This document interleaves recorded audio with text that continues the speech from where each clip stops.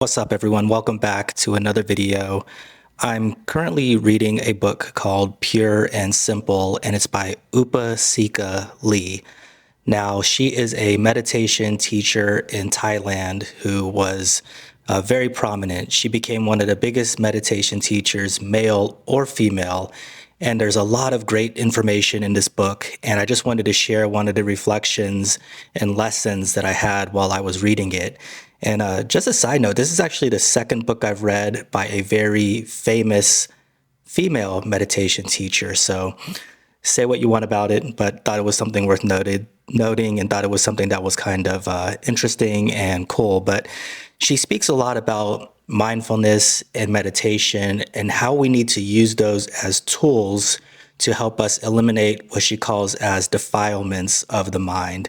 Defilements in the mind is pretty wide ranging. It could be bad habits, bad thoughts, things that lead us into something that's non-constructive, things that are a diversion from who we are. It's when we chase our mind down these rabbit holes in unproductive ways and lead us to things that we don't necessarily want to be doing, things that we want to be purified from. And cravings also fall into that definition.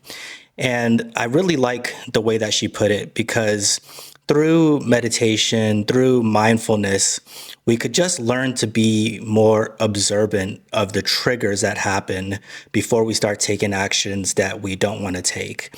As much as I read about mindfulness, I find it interesting that sometimes, by some definition, in a simplified way, we're just talking about awareness.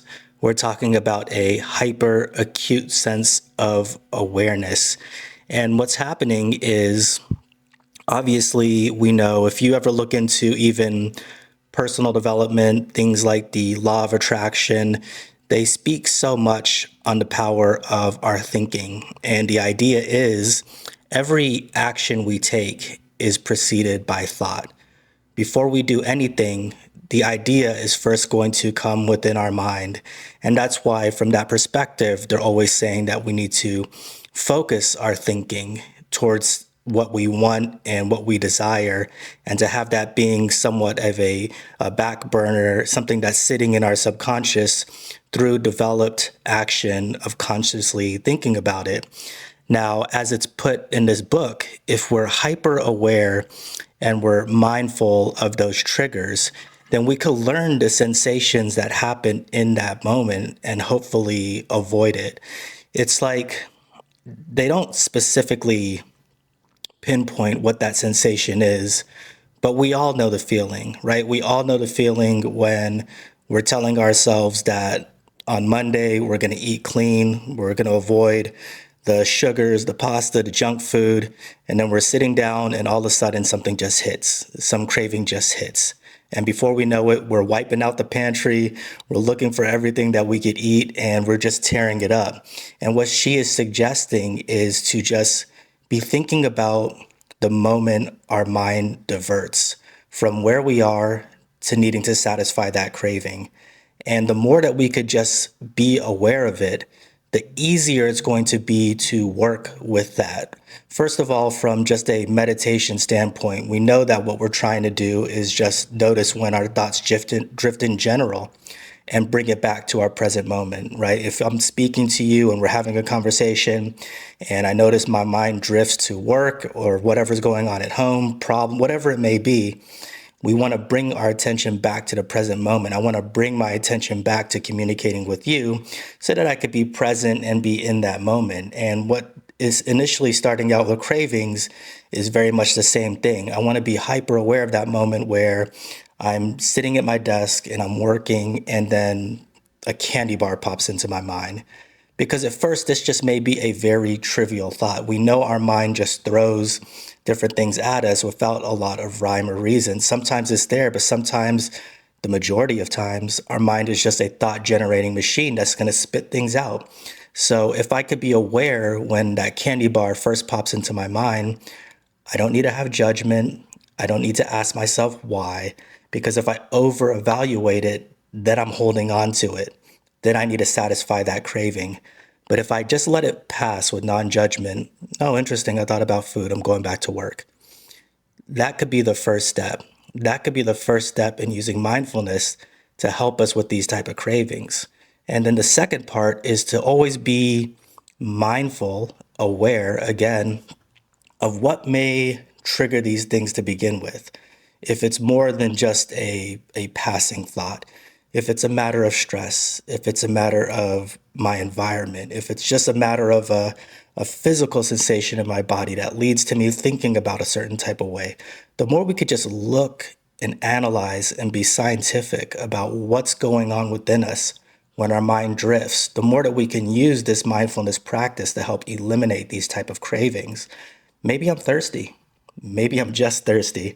And my mind is telling me that I want everything under the sun, and a couple glasses of water will help me feel satiated and give me everything that I need to let that pass and move on to the next thing. But it's just a great practice in general because again, it gives you another opportunity to learn about yourself, to learn about who you are through this practice. Meditation is finding our solutions by going inward and not looking outward for what we need to do to help ourselves out. The more we're looking inward and understanding what type of thoughts we're having, why we're having these thoughts, how can we move past some of these things, the better off we're going to be. Now, with my fitness self, of course, I'm thinking about food cravings and how we could stay focused, but let's keep it real. There's so many things that could divert us in much, much bigger ways, right?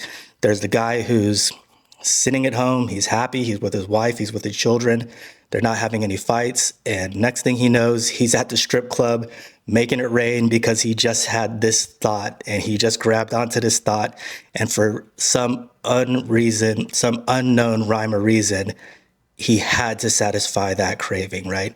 There's a person who's trying to avoid drugs and he's been doing really good. He's just driving home.